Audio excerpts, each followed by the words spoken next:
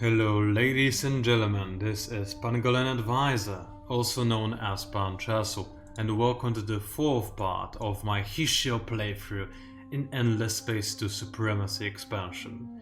You must excuse me if I forget about any of my desired plans and solutions from the last video. You see, for you the last video was only a few days ago, for me it has been quite a while longer. Moreover, I am aware that this part is published a little bit later than you perhaps expected. My apologies, but I simply was unable to record anytime sooner.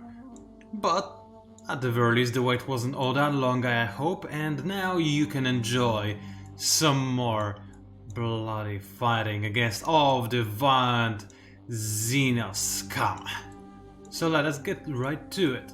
And I'll try to refresh my memory, so first things first, there's one thing I desired, and those were the resources I can find on this collapsing star, and I'll send my scientific behemoth to do just that.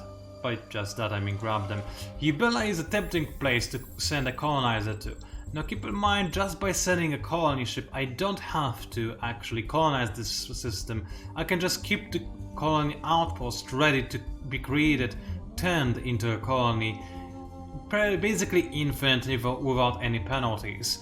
And I can still send in some other behemoths later down the line to the system to gather this Adamantium. I have been playing some Endless Legend lately. It is Adamantium, however, without even worrying about, mining my own planet. So this is something to be considered. Moreover, what do I have to do here is create some predictive logistics and actually start creating some fealty foundations, since I have now researched the level 2 of those improvements. And while ideally you should probably wait until level 3 in order to not waste any key you have, but right now my key is almost at maximum. And since I am about to fight some more battles, it is not unlikely that I will gain even more key, and to have overflowing amount of key is simply wasteful, and I would rather not let this happen. So, first things first, I'm actually going to declare a battle, since at the very best you can only gain 10 key from an encounter, so no matter what happens here, I will be content. And we might actually watch this battle if the Unit Empire is courageous enough to actually stand against my forces. I personally doubt that. I believe they'll run away like the cowards they are. And I don't believe their forces are particularly strong, but I do need a refresher on what kind of weapons I am using. I know I'm using a lot of kinetics, right? And they are probably also using kinetics, that's good to know. And I'm most powerful at close range. Again, good to know. And we can deploy in all kind of various positions, but I'll go for Tier 2. I do respect the amount of ships the enemy has, so let's make sure that I have an optimal fleet per se. And declare the attack, although I do believe, the enemy will run away. And they usually do just that, and thankfully they left me a precious gift of unarmed civilians that I can then murder and gain money from it, which is always a fun little thing to have. Now, do I want to invade the enemy system?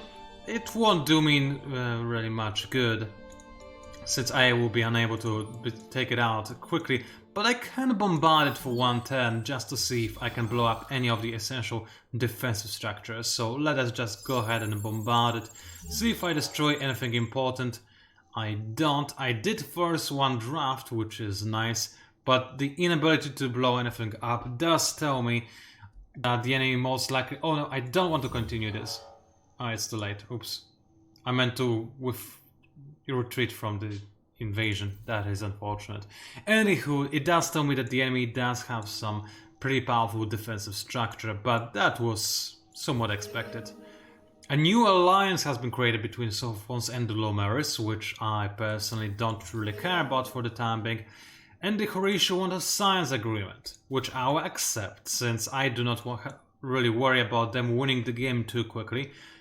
Let's check their score. It's actually not that bad of a score, but keep in mind, score rarely does tell the entire story. And besides, I do believe if the Hissho are ever too close to a scientific victory, I can always backstab them and blow their planets up, which I will be at any point ready to do without any remorse or sympathy for my allies. Not to say they're not gorgeous and beautiful, Hissho are always that, but of course they also have to die if they are in the way of my victory. Now, let me check my unexpected guest, the kangaroos population. They're not too bad to have, I suppose. And the Tribe by Fire Part 2, I'm not going to read this one out, although I did see a request for me to actually read out the major quest, major storyline out loud, which I will happily do. Now let us see, some protesters are out on the streets. I can lower my influence income, which would hurt me quite a bit, but I would be able to deal increased damage. Then again, I'm already wrecking the place with my fleets. Or alternatively, I can gain bonus ski after a space battle, which is more tempting. I don't need more damage, I need more ki. Then again, a major political crisis sounds really fun, but nah, maybe next time. Let's pardon the officer. Alright, and what else do we have? A hero level up. We're going to give her probably more science generation. This is our governor, in case you forgot. Also, I have no idea if it's a she or a he or an it or whatever else. Let's see, was viewed, blah blah blah. He, it's a he, of course. Whenever I assume somebody to be female, they are always a male. And it's usually because they are Hissho. For some reason, I always tend to misgender Hissho. A bad thing indeed, I suppose. Now let's see. This economic behemoth is just going to stand in here. And is there anything else I need to do before I can end this turn? Unlikely, but let me just quickly confirm. I don't think there is anything really. I can have a strike a deal with the Hissho. Something of value to say. They are distressed indeed. You can hear it in their voice, but I don't believe there's anything I care about too much. We can't really exchange technologies, and that's pretty much the only thing I would care about at this point in time, so let's just keep on moving along and end the turn. I do need to create another fleet to fight the Volters with. I do not necessarily want to invade their systems, mind you, but I do want to make sure that if they strike back at me, I will be ready.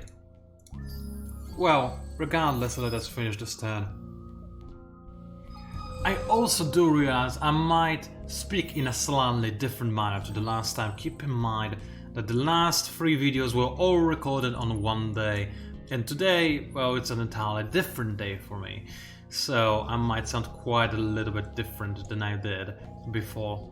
I am trying to keep up the same voice since I did like the voice I had last time, but I'm not sure if I will be able to succeed in that quest. Alright, I've got a new fleet ready to invade the United Empire. I am somewhat tempted to send it against the Volters and make sure they protect my border, but I don't see no Volters here. I'm far away, I'm sure they're no threat to me. They're Volters after all, those pitiful worms and mongrels.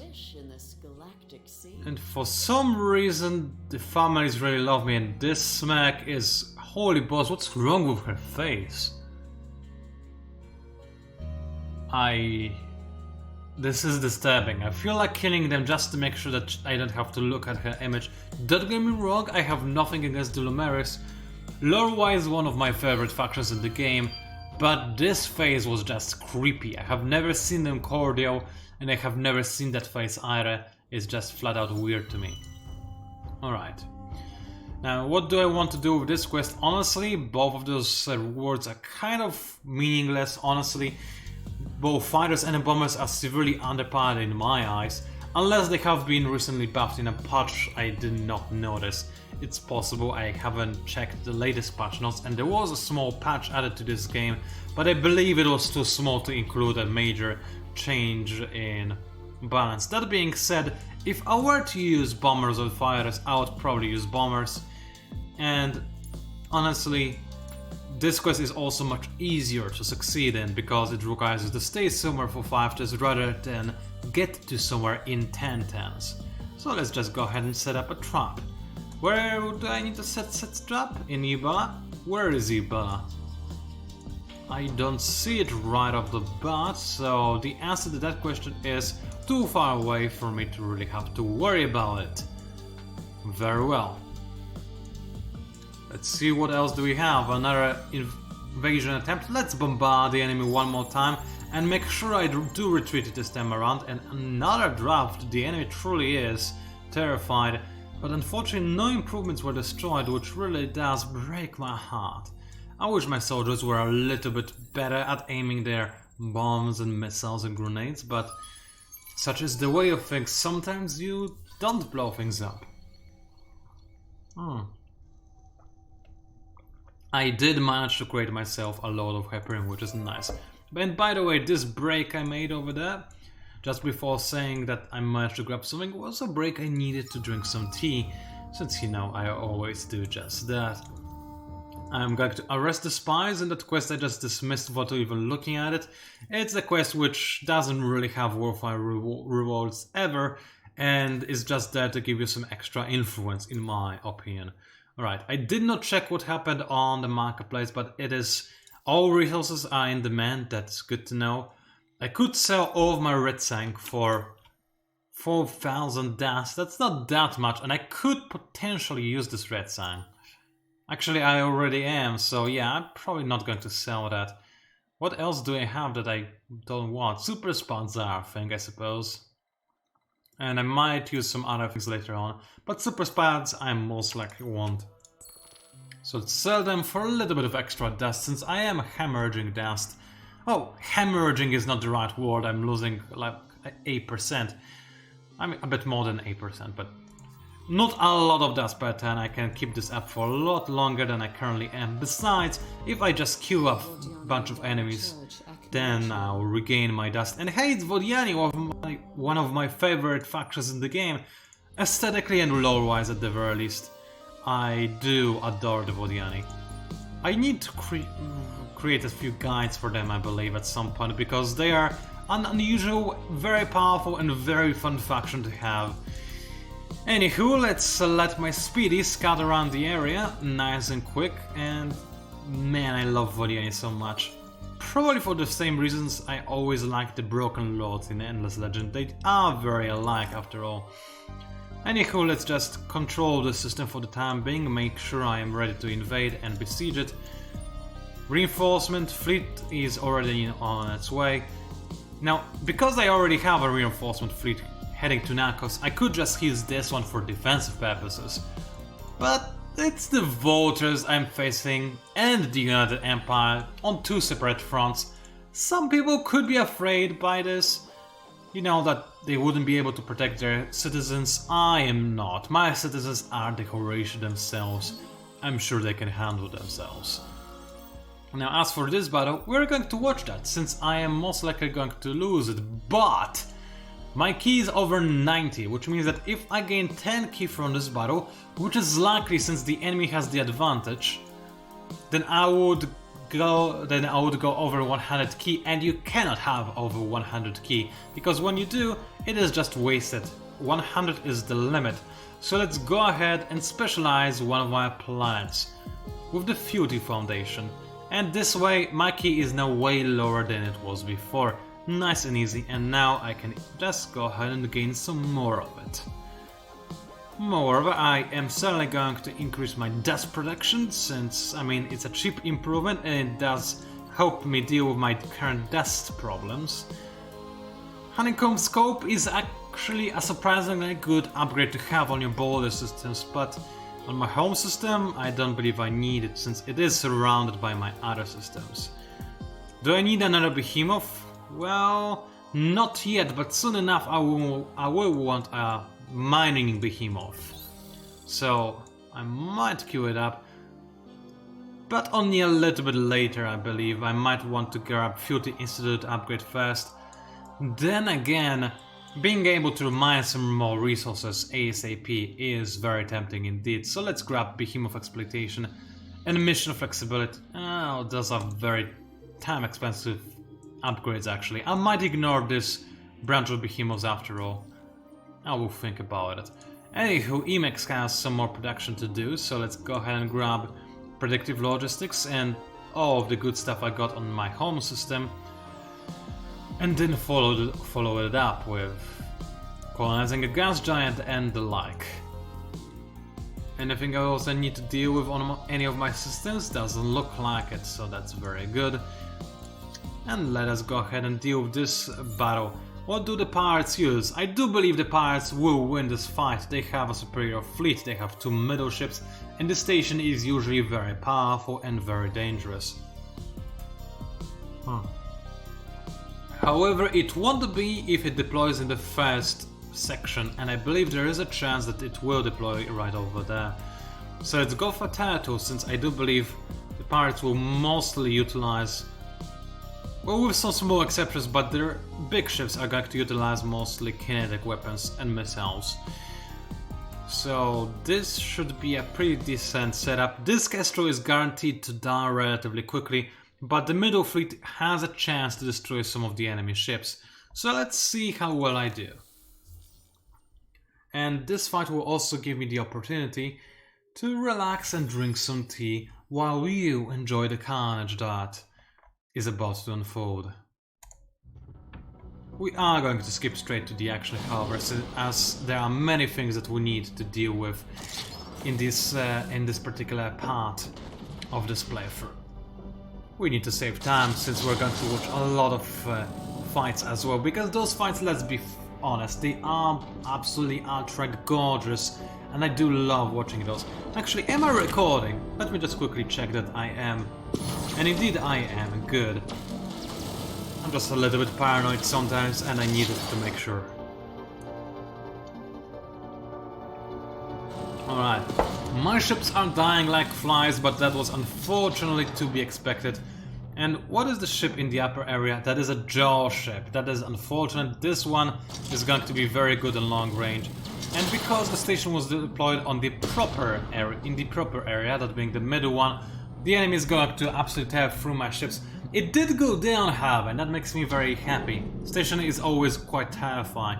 Even though the jaw, it does use its missiles and is very good at long range, and also quite decent in other range, on other range, but even the station just sometimes always manages to destroy more of my ships than any others. Anywho, I managed to destroy 2 of the enemy ships, and that will most likely be it. I got the shields down from one of the enemy ships, and now my ship is about to die in a blaze of glory, as it is proper and expected of any Horatio ship. Wonderful. This did create a remains.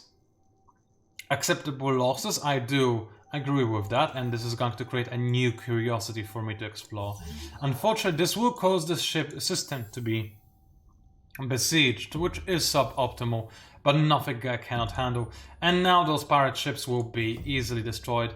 Also, I gained almost 10 ki from this fight, and also a lot of resources. This probably paid for those ships in its own right.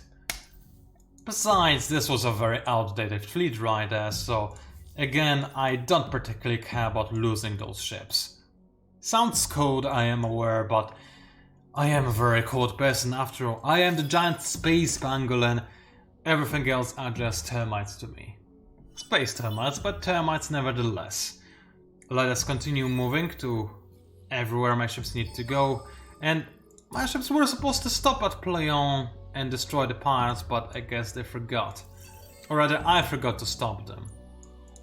Oh well, not a big deal in the slightest. Let's see, United Empire begs for a truce in return for Hyperion. They might force a truce if I do not agree, but they might not have enough... I might not have dealt enough damage for them to be able to do that. Admires your nerve. What do you want? Ooh, they admire my nerve. That makes me happy. It did break my heart earlier, and something is wrong with your suit, man. It doesn't connect. One side to the other does not connect. I swear there's something wrong. Like, it used to be properly designed last time I checked, and now it is somewhat... It is kinda weird, isn't it? Like, the Lumeri's face was also weird. Anywho, I will refuse this truce request, and instead I will conquer the enemy system. I found a new minor faction. Well, I might as well praise them a little bit just so that they give me a few rewards for being friends with them. Who knows, maybe the Lumeris, or rather the Vodiani, will conquer them any minute now. But it is still worth a try. And oh wow! And she's always freaked out, isn't she? That hero. Anywho.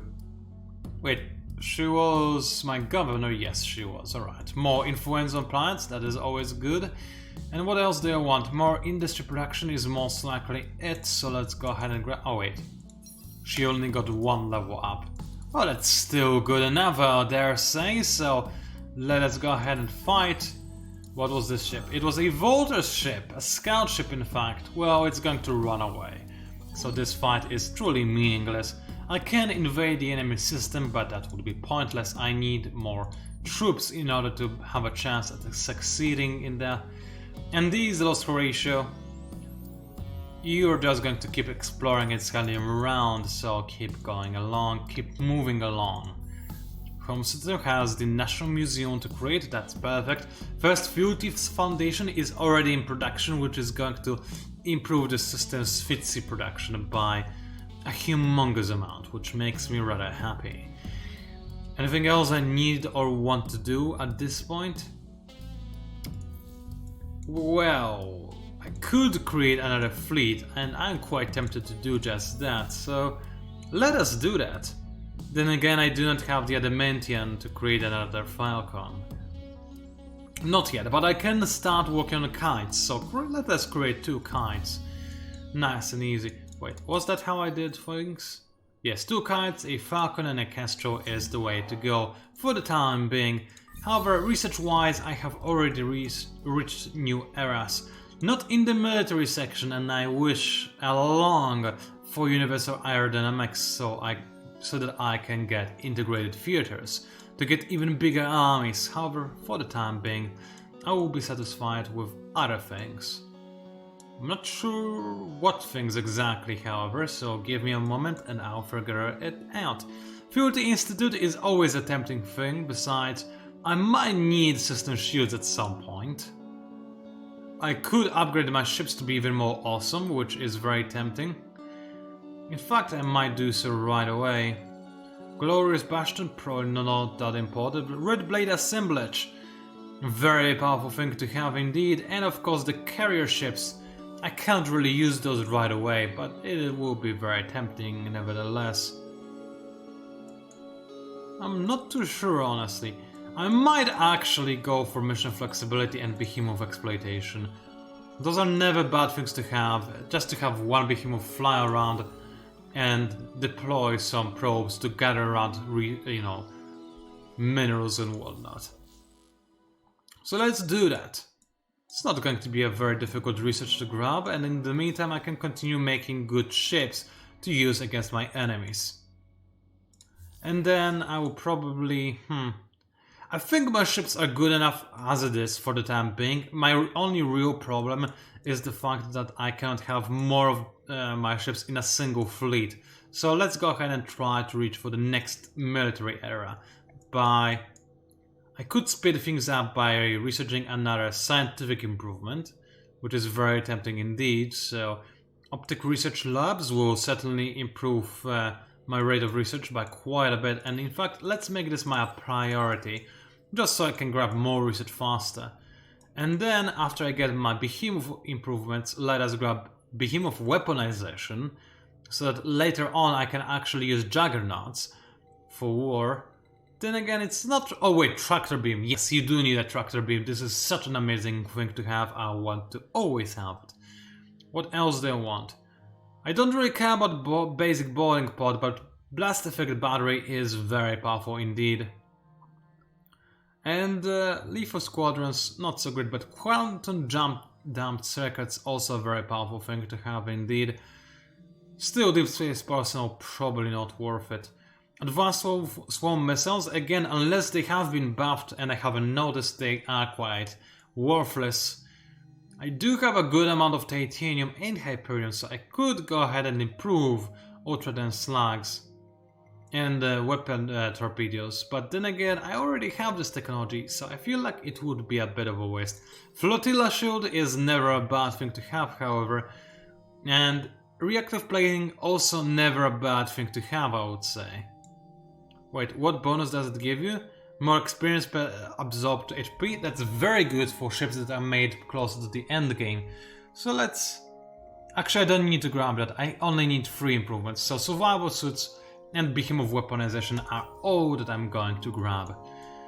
Excellent. So with that now dealt with, I can impose some treaty on the Sophons.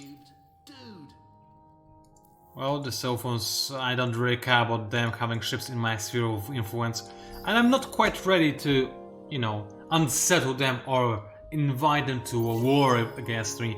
Sure, I would probably win this war, but fighting on 2 fronts is good enough for the time being. I don't have quite enough ships to deal with, you know, 3 empires at once, potentially. Or maybe I will do just fine against them, who knows. Ooh, the United Empire started deploying cruisers. Now that is interesting, but it's going to run away most likely anyway. And it did indeed. Let's go ahead and kill some more of unarmed civilians, because it's always fun to do. And let's see, how many troops do I have orbiting this system? Can I potentially take it over? Nah, that is very unlikely. I wouldn't be able to do that unless I improve my tanks, which I could do. I have the resources for it, so let's do that, make my tanks a little bit stronger. I'm still not going to invade the enemy system just yet. Alright, found a Bilgali's planet. Well, unique planets are always also to have, but I don't particularly care about prioritizing decolonization as the Hissho, since, you know, I only conquer planets anyway. And finally, my scientific behemoth is orbiting the nearer star, a collapsing star rather, and I can gain some extra adamantine and antimatter, which is very good indeed. I will need a lot of those later down the line when I improve my ships. Alright, Mataka requires some orders. Well, let's make it to create some more things at a little bit better rate. Get the National Museum going, get some more dust as well, all of the good stuff. EX also requires orders, and I'll order basically the same thing, except first colonize the hot gas giant, and then get everything else. And I will probably want to create a colony ship somewhere, so EMX, you're up, you're going to create a colony ship right there, a brood ship, nice and easy. And then grab me some more science and influence as well. And as for Rigo, can you create a Falcon just yet? Not yet, but on the next turn it will be able to do just that. And a Kestrel as well, that's going to be good. And this will be a fleet I will use to defend against the Vultures in case they actually decide to move against me. I doubt that they will, they're currently busy fighting against the Horatio. And Croatia, it looks like they're doing just fine. I'm not sure why they are distressed. They should be able to withstand the enemy attack.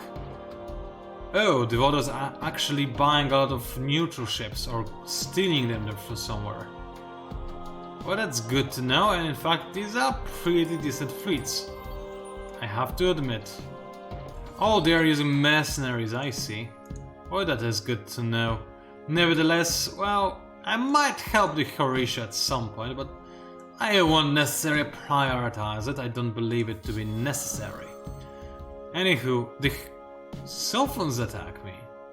Why do the Sophons want to challenge me is beyond my mind, but let's see what do they use. Sophons are always fun to fight against. They have cool ship designs, much more interesting than in Endless Space 1, that is for sure. Nobody's using any energy weapons. They are using, however, mostly short-range kinetics. Well, as am I, but it does to now look like I'm better at long range. Alright.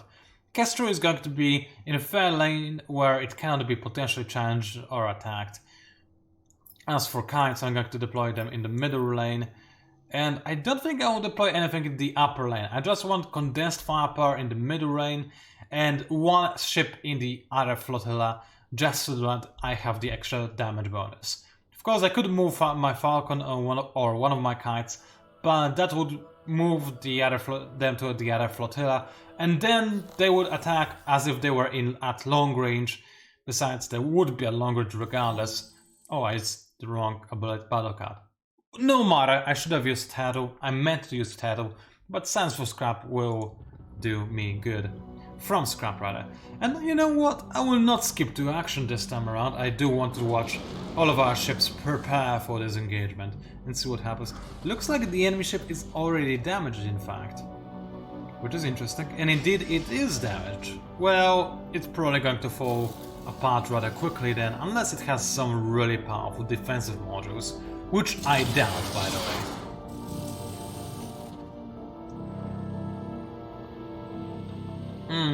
It is in fact only using very basic kinetics. I don't think it's going to stand for very long, and indeed, it's about to fall down, and the other small ship is also being destroyed and blown up as we speak. That was a very easy battle so far. I'm not sure what you thought when you declared this attack. Maybe you just didn't want to pay for those ships' maintenance. I understand, I have been there myself, and I did similar things myself as well. Anywho, I cannot reassign my hero, but I can just move my ships along and change my hero in that way. But instead, let's see. The enemy actually has... Ooh, behemoths are there to be destroyed. Alright, you know what? They require a certain dose of respect, so keeping that in mind. Let's move a kite to the other flotilla and then start moving ships along. So let's move the Hawks in place of the kite, then move another kite, then move the other Hawks.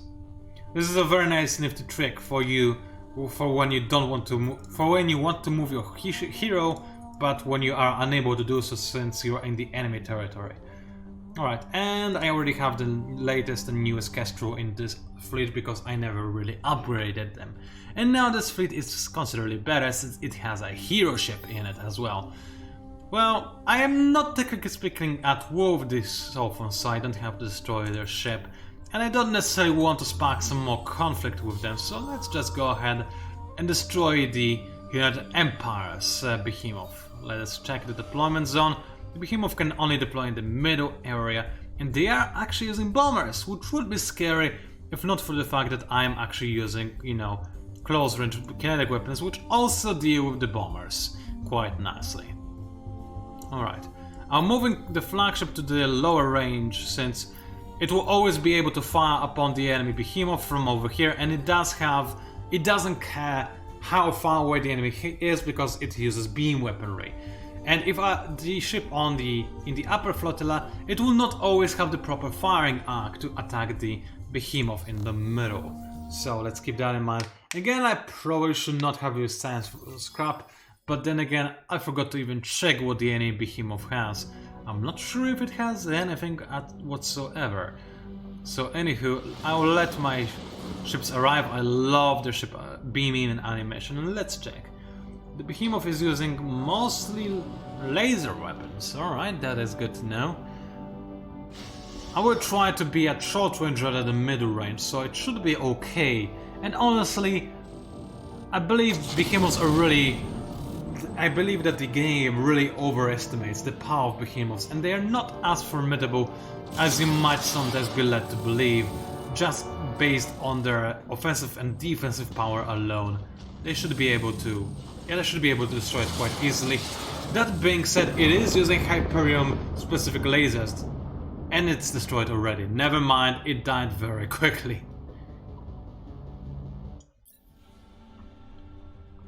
That was in fact quite anticlimactic, but oh well. Oh well, I don't necessarily care about this. I got to destroy a big behemoth, so that's always good. And what do I want for this hero? Let's grease the wheels a little bit more. I don't need to do that. I'm not hemorrhaging that much dust really, but I might as well lower the amount of dust I'm losing per turn. And oh wow, I gained a lot of stuff from destroying this behemoth. That makes me rather happy, however. Well, let's ignore the needs of the people for the time being. Who cares about them, right? Science is most important. Let us also level up my hero. She's a governor. She will unlikely ever be the political leader. Then again, one day she might. I will change my government type after all. Give me a second. Can I change my government right away? Not yet. I don't have enough influence cost to change my system to a republic or a... I could change it to a democracy. But I'm not sure if I would like to. I'd rather change it to a republic, to be entirely honest, since it does intensify the law effects. I'll have to think about it. Either way, right now, unless I change it to democracy, I cannot really do anything about it. That being said, having democracy does allow me to have 3 political parties, which is always very nice, since it does allow you to have a lot of hero leaders that govern your empire. It would also be associated with a lesser key cost, which is nice. Extra law slot, I'm not sure if I would do that. I'll think about it. I think Republic speaks to me a little bit more, however, since it does intensify the law effect. Either that, or I will go for the democracy, honestly. I'm not sure which one. Then again, I do want to make sure that I have some control over what I choose to be in the government, so Republic at least allows me to, cheat a little bit, as opposed to democracy where it's really impossible to cheat whatsoever. Either way, I will give you this ability since at some point you will potentially be in the Senate, so might as well give her the ability, just for the sake of future. Luxuries price increase, well I just sold some luxuries, I doubt I have much to sell now. Let's see, I can explore some curiosities, most likely the remains after the last battle. I'll do just that. And a battle has been declared on Genemos. Oh come on Lumers, I thought we were friends, or at least not foes. Anywho, let's declare the attack on the enemy. The Empire fleet. Maybe they'll fight, maybe they won't. Either way, let us start to, because I believe this is the proper course of action. Let's fight. They'll probably run away. Oh, they actually didn't. And this is a surprisingly mirror matchup. I did not check even what kind of weapons they're using. I assumed they would run away and it was meaningless, but this is the first time we're actually fighting a proper Empire fleet, so let us watch that as well. No reason not to, after all.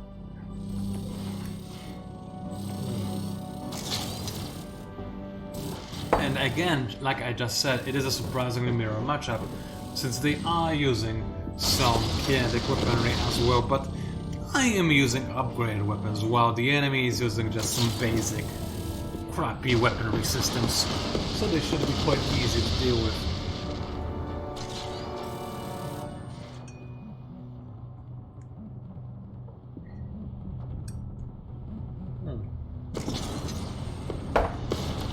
I did lose a caster, which is somewhat annoying, but not necessarily that big of a deal. I can always send in a bunch of castles to just make this fight a little bit easier and faster for myself. Not fight, just to make it easier for me to move my ships from one end of the galaxy to the other end of the galaxy. Also, I just finished my tea. Well, no, I still have one more sip of it, which is excellent. Now, I don't want to retreat with the speedy, since that would cost me quite a bit of key. That is unfortunate. I'm really disappointed in the Lumeris being so hostile. I'll just let it die and gain some key. Well, it won't really give me any key for letting it die. It will just prevent me from losing key. But this is very sad. I don't know why the Lumeris are as mean as they currently are. Oh well. Now what I need to do is make sure that the way of the Obsidian Eagle is enabled, and that it is enabled at the right target, that being the behemoth that can affect all of my systems in the area, which is excellent. Moreover, my key is at 90, over 90 in fact, so even though I'm about to improve Fealty Foundation, let's just queue it up on one more of my systems. And queue up a Falcon as well. In fact, let's not do it over here, let's go ahead and go over to Emacs and queue up a Fealty Foundation on the Jungle Planet, why not? Alright, go to my colonization ship. It will most likely not be turned into colony within the next 30 turns or so even, but as I said, there's no reason for us not to start preparing to colonize a system. Let's make sure the kites are in orbit and protecting my home system, because it's always good to make sure it is protected from random scouts such as this detector right over there. Anything else I need to take care of? Doesn't look like it. It seems like a fairly steady and simple video where not that much is happening, except for the Hissho who are being now murdered by the voters. And they're begging for my help, so I guess I should probably help. But I'm not going to invade Nakos just yet. I could keep making more fleets, however, and send them to the voters. It is a futile effort, of course. The voters have impenetrable defenses, unfortunately, and they can only be blown up by an obliterator, really. But I will prepare an obliterator, of course, and blow them up, since, I mean, I will never, ever let the voters live. They're just way too annoying you know, be kept alive for any considerable length of time. Now, for my hero, I will most likely... Let's see, what do you want? Probably more industry, that's not a very big increase. More influence is not that bad, but now let us get a bit of pioneering spirit, shall we? It's not a bad thing, it's not a very big improvement, but it's still an improvement nonetheless. Well, so far, why not? Let us be peaceful for a moment. Since, well, I'm only going to backstab them later. For the time being, this will ensure that they stop destroying my scouts, and that the Lumeris also stop destroying my scouts. And for the time being, I'm already at war with 2 empires, so that is good enough. And you know, if I feel like I need to declare war on more empires, I can always find some more empires to destroy and burn. I do believe the Hissho will be grateful for not involving them in a war against more enemies. That being said, I don't believe anybody would send any ships towards the Hissho, since they are so far away at the very edge of this galaxy. If you can speak of an edge of the galaxy over here. By the way, who controls Dorado? Nobody does. Wait, I control the Dorado. Alright, that is good. Who controls Horoyo? That would be the voters, that's not good. And Delphinos is controlled by the other alliance that I'm currently at peace with. Good to know, and very well. Okay, now let's create another of my fleets and actually send it against the voters, just so that, you know, the Hissho feel like I'm doing something. Moreover, I might try to actually capture one of their systems rather than blow it up. So let's go to Libra and start very, very slowly draining its defenses. And maybe in like 25 billion turns or so, I'll actually be able to conquer it, which would be very nice indeed. Alright, can I create a nice behemoth yet? Well, I can already improve the very behemoth I have. So, remember the behemoth you start with. It has those little nifty Grants Bureau modules, which are cute but not really all that impressive or powerful. But now I can improve them to their, you know, better improvement. A little bit stronger upgrade, which actually makes them considerably more powerful, as they increase your fleet duration by a percentage, rather than just giving them a flat increase. Which is very nice indeed, and that is exactly what I'm going to do with this behemoth. And it's a very cheap improvement as well, and now, I mean, look at the amount of extra everything I can get from this guy. It is quite an impressive improvement, and I am certainly happy with it. Now, I'm going to want to queue up some more things, so let's go ahead and queue up another Falcon, since I'll most definitely have one for the next flotilla, or rather fleet that I'll create. You just sleep over here. I'm talking to the behemoth, of course, and let us end the turn. I wish to have some more bold plans set in motion before I end this video and start the next one, of course. Like something impressive, inspiring, fear-inducing, and awe-inducing as well. I was looking for a different word. web than just inducing, but I guess I wasn't able to find anything. Oh well. I just want to do something scary, and by something scary I most likely just want to, you know, start preparing to obliterate things. So, firstly, let's fight this United Empire fleet, and it is mostly an energy fleet. This worries me somewhat. It seems like the United Empire finally figured out a way to counter me potentially. That being said, they are using bombers and fighters, and they can be countered by me quite easily, so that is by no means an issue. I believe science for scrap will be good enough. How much of an advantage do I have? A fairly decisive advantage. I believe I have nothing to worry about, especially with a hero in here, and the enemy decided to run away, like the cowards they are. Oh well, I was hoping for a spectacular battle, but I suppose that was not to happen tonight. Good to see you making something of yourselves.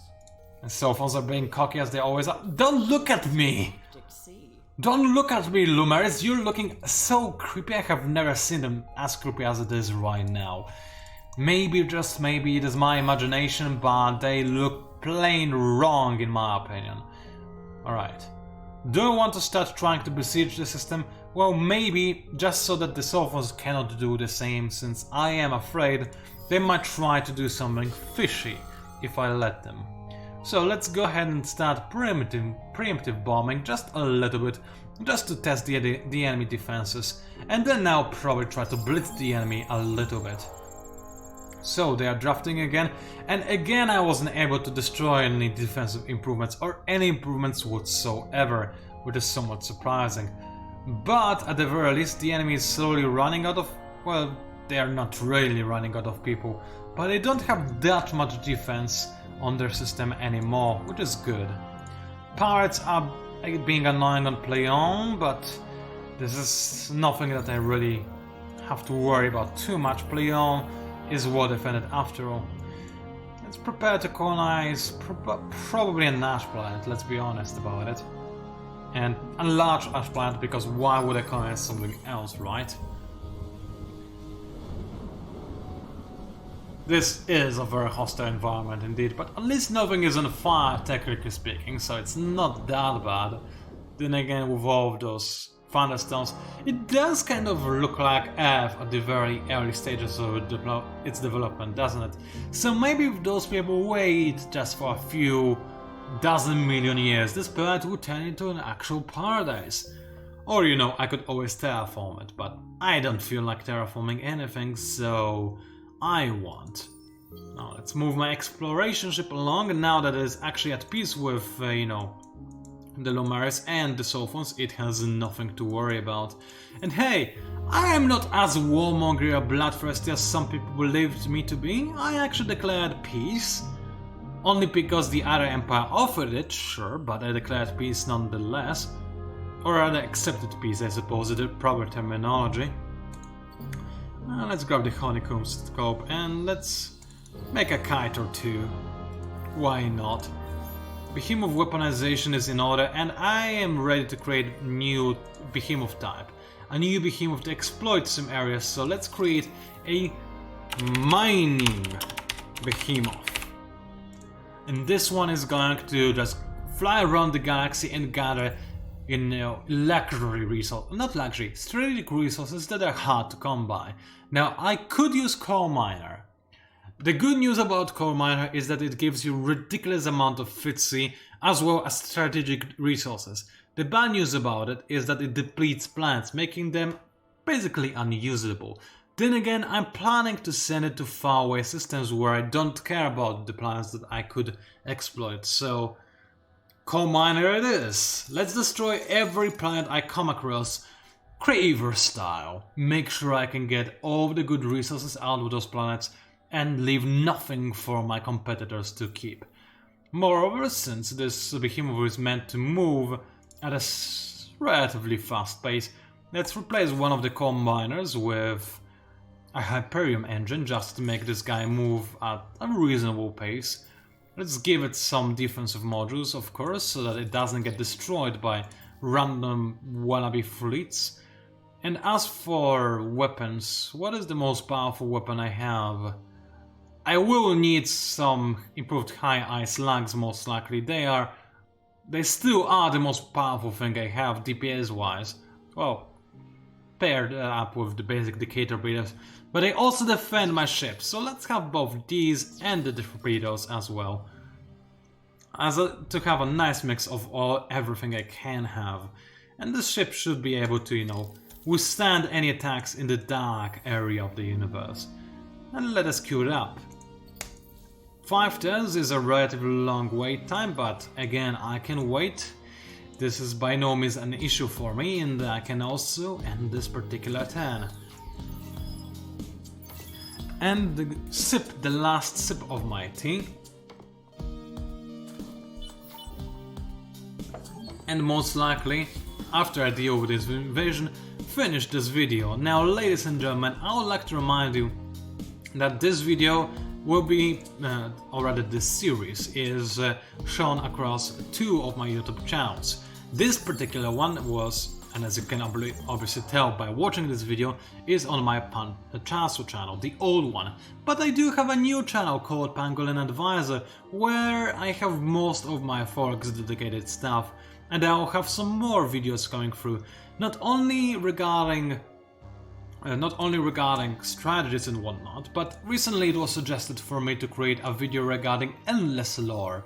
You know, who the endless are, not lore, and what happens in the endless universe, the timeline and whatnot, and I might create a video such as this. In fact, I definitely will. Not right now, I don't have the time to do this, but I'll try to do this as quickly as possible. Why are you threatening? Because they like to be, alright. And you know what, I'll play through one more turn, you know, it's always just one more turn that you want to play through before you end the video or stop playing. I know it, I have been guilty of this, especially on live streams or when playing in multiplayer with my friends. You always want to play just for a little bit longer, because that's just how it is. We're not going to watch this cover die, besides it is going to run away most likely. And indeed it did. Right, let's create this fleet of kites, let's make sure it defends this area. End the video, wait, not end the video. I will end the turn first, and I'll queue some things up as well before I do that. And on Emacs as well, I have 2 kites, I have a Falcon flying over to here, so now I need 1 Kestrel, and then I'll just... I don't have that much key, but I might as well prepare some Fealty Foundation. Then again, I could queue up, let's see, I do want to have at least 1 citadel on my home system. So let us also create 1 specific behemoth design, that being a... let's see, a... to be upgraded behemoth. Since this is an empty behemoth chassis, it will have no modules on it whatsoever, and it exists only for one purpose: to be improved to something different, such as a citadel, an obliterator, or a juggernaut. In this case, I'll turn this guy into a citadel and move it to my home system. Yes, a lot of people who are very good at this game will tell you that it is a wasted, futile attempt to create citadels, since they're expensive and don't give you that many rewards, and it is far better idea to just have 1 more obliterator. That being said, I do like to protect my home system, because it is most frequently the target of enemy obliterator fire, and a citadel paired up with system defensive shield can mitigate a shot from, you know, an obliterator in its entirety and make sure that you don't get hit at all, which is very good indeed. Let us end this video, ladies and gentlemen. It was Pangolin Advisor, also known as PANCZASU. Thank you very much for watching, and I'll see you online.